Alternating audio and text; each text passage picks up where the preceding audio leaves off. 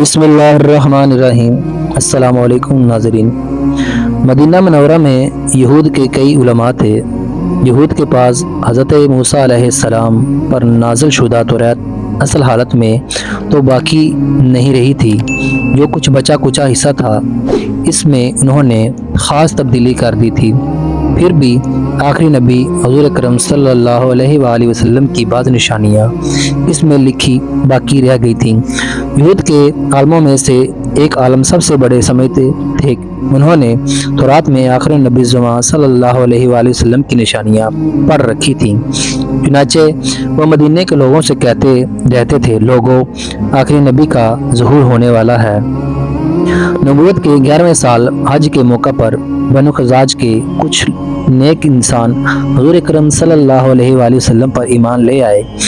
جب یہ لوگ مکے سے مدینے آئے تو انہوں نے انہیں بتایا کہ جس نبی کی تم باتیں کرتے رہے ہو ان کا ظہور ہو چکا ہے، وہ مکہ مکرمہ میں مبعوث ہوئے ہیں اور ہم لوگ ان پر اپنی خوشی سے ایمان لائے ہیں۔ انہوں نے تورات میں نبی آخر الزمان صلی اللہ علیہ وآلہ وسلم کی جو علامات پڑھی تھیں ان کے مطابق سوالات کیے اور انہیں فوراً یقین آ گیا کہ یہ وہی نبی ہیں جن کا ذکر تورات میں ہے۔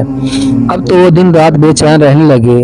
آخری نبوت کے 13ویں سال میں حضور اکرم صلی اللہ علیہ وآلہ وسلم مکہ مکرمہ سے ہجرت کر کے مدینہ منورہ تشریف لے آئے۔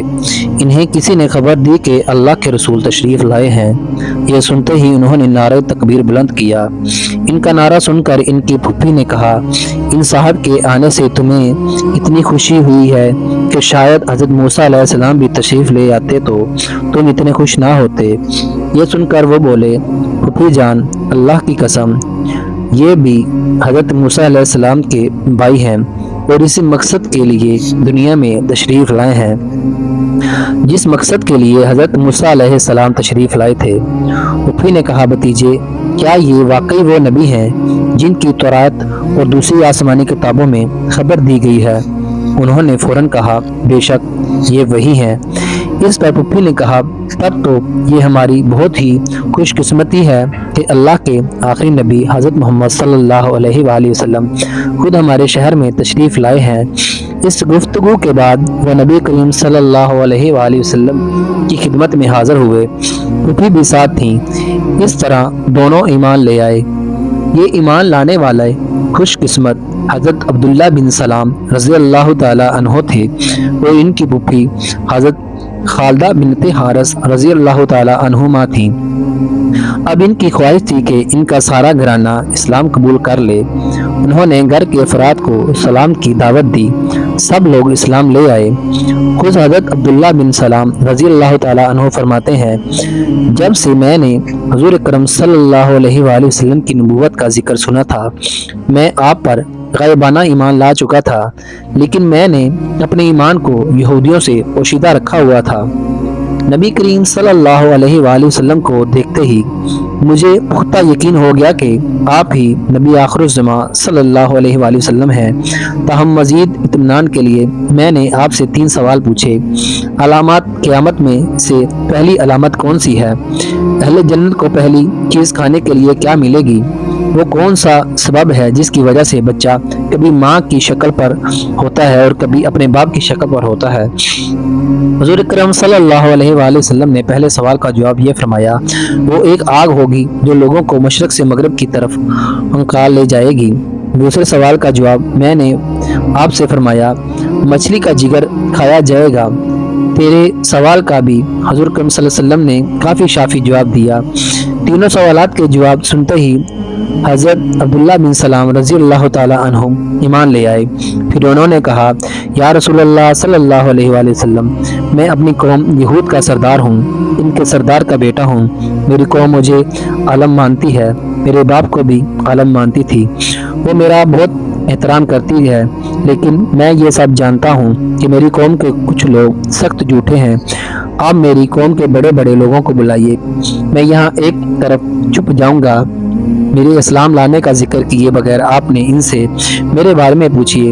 حضور اکرم صلی اللہ علیہ وسلم نے ان کی تجاویز ان کی قوم کے بڑے لوگوں کو بلوایا، پھر ان سے فرمایا، اے لوگو، میں تمہارے اسلام کی دعوت دیتا ہوں، بس تم میری دعوت قبول کر لو۔ यहूदियों के बड़ों ने जवाब दिया, हम इस्लाम कबूल नहीं करना चाहते, हम जिस तरीके पर हैं वही हमारे लिए बड़ा है। इस पर हुज़ूर अकरम सल्लल्लाहु अलैहि वसल्लम ने फरमाया, अच्छा ये बताओ, हसीन बिन सलाम तुम में से किस पाए के आदमी हैं? हज़रत अब्दुल्ला बिन सलाम रज़ी अल्लाह ताला का नाम सलाम लाने से पहले हसीन था। जवाब में इन्होंने फरमाया, वो हम सब में से अच्छे हैं, वो सबसे अच्छे फरजांद हैं, हमारे सरदार हैं, हम में इनके बराबर कोई आलम नहीं है, इनसे ज़्यादा कोई एहतराम के काबिल भी नहीं है। तो नबी करीम सल्लल्लाहु अलैहि वसल्लम ने जवाब दिया, सुनकर फरमाया, अच्छी बात है, अगर वो मुसलमान हो जाए तो तुम इनकी पैरवी करते हुए मुसलमान हो जाओगे। जवाब में वो पुकार उठे, अल्लाह ना करे कि वो मुसलमान हो जाएं, ऐसा कभी नहीं हो सकता। अल्लाह के रसूल सल्लल्लाहु अलैहि वसल्लम ने इन्हें आवाज़ दी। वो वहीं एक कोने में से छुपे हुए थे, बुलंद आवाज़ से कलमा शहादत पढ़ते हुए बाहर निकल आए। फिर यहूदियों से बोले, ऐ लोगो, अल्लाह से डरो, तुम्हें खूब मालूम है कि अल्लाह के रसूल हैं, इनका दीन सच्चा है, फिर भी तुम ईमान लाने से इनकार करते हो। ये सुनकर यहूदी भड़क उठे, चीख कर बोले, तुम झूठे हो, हमारी कौम के बदतरीन आदमी के बेटे हो। हज़रत अब्दुल्ला बिन सलाम रज़ी अल्लाह ताला अन्हु हुज़ूर करीम सल्लल्लाहु अलैहि वसल्लम की तरफ मुड़े और अर्ज़ किया, या रसूलल्लाह सल्लल्लाहु अलैहि वसल्लम, आपने देखा, मुझे इनकी तरफ से इसी फजूल बातों की उम्मीद थी। हुज़ूर अकरम सल्लल्लाहु अलैहि वसल्लम ने फरमाया, आज से तुम हसीन की बजाय अब्दुल्ला हो। चुनाचे ये इसी नाम से मशहूर हुए। अब्दुल्ला बिन सलाम रज़ी अल्लाह ताला अन्हो ने अपने दो भतीजों को पुरखुलूस अंदाज में इस्लाम की दावत दी तो इनमें से एक ने फौरन सलाम कबूल कर लिया। इनका नाम सुलमा था। इस्लाम लाने के बाद आप अक्सर नबी करीम सल्लल्लाहु अलैहि वसल्लम की खिदमत में हाज़िर रहने लगे, यहाँ तक कि आपके करीबी सहाबा में शुमार होने लगे। आप सल्लल्लाहु अलैहि वसल्लम ने इनके बारे में फरमाया, अब्दुल्ला बिन सलाम अहले जन्नत में से हैं। हज़रत अब्दुल्ला रज़ी अल्लाह ताला अन्हो में आजिज़ी और इंकसारी बहुत थी। एक बार आपने एक ख्वाब में देखा, अपना ख्वाब रसूल अकरम सल्लल्लाहु अलैहि वसल्लम को सुनाया तो नबी करीम सल्लल्लाहु अलैहि वसल्लम ने ख्वाब की तबीर इरशाद फरमाई, अब्दुल्ला, तुम मरते दम तक इस्लाम पर कायम रहोगे। एक बार आप लकड़ियों का गट्ठा कमर पर लादे बाजार में जा रहे थे।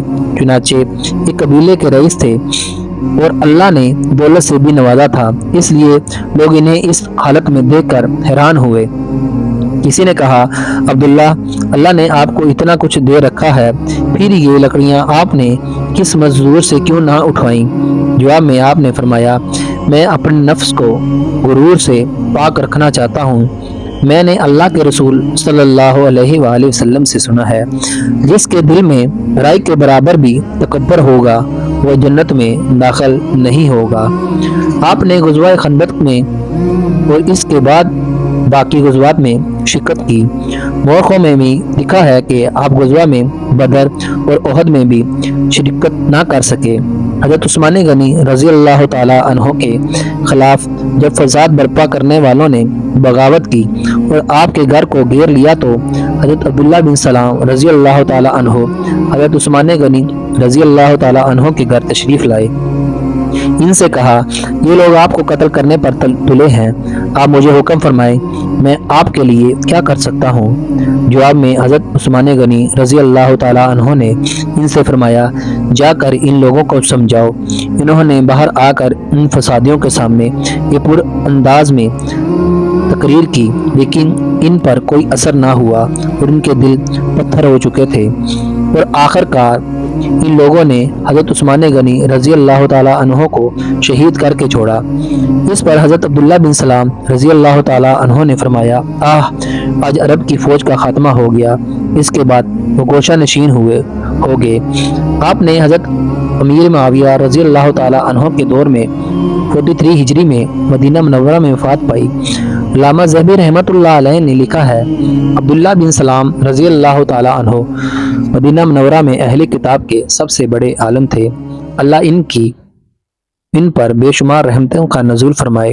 नाज़रीन, आपको हमारी वीडियो कैसी लगी कमेंट सेक्शन में ज़रूर बताइएगा। फिर मिलते हैं अगली वीडियो में। अस्सलामु अलैकुम वरहमतुल्लाहि वबरकातुहू।